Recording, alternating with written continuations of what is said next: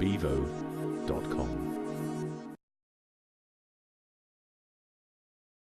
Sahar, no matter what field you're in, whether you're in charity, you're a CEO, an entrepreneur, in terms of the winning mind, what would you say is the single most important personality trait to either have or to develop to be successful in whatever you're doing?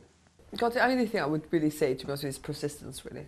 Yeah. Is what I realise is everything you do, if you are innovating, by definition, sort of, in a way, innovation is an act of creative destruction. You're destroying what went before.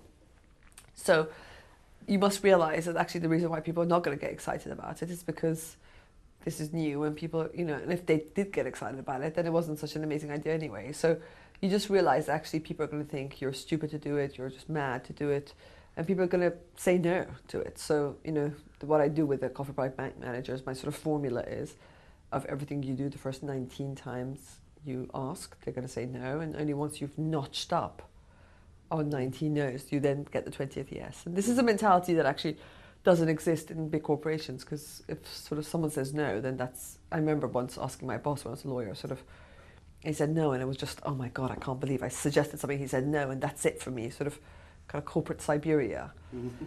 And that's what, big companies have to change as well, because people are going to say no to big ideas, and the problem is sort of persistence and notching up on those no's. Yeah, it's very often the people in organisations that are most persistent are often seen as sort of total mavericks, and they're wanted to people want to move them out in the next review.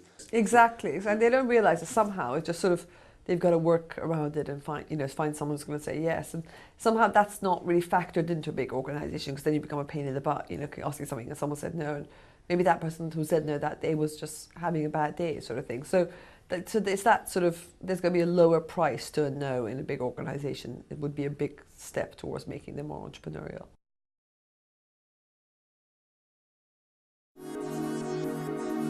bevo.com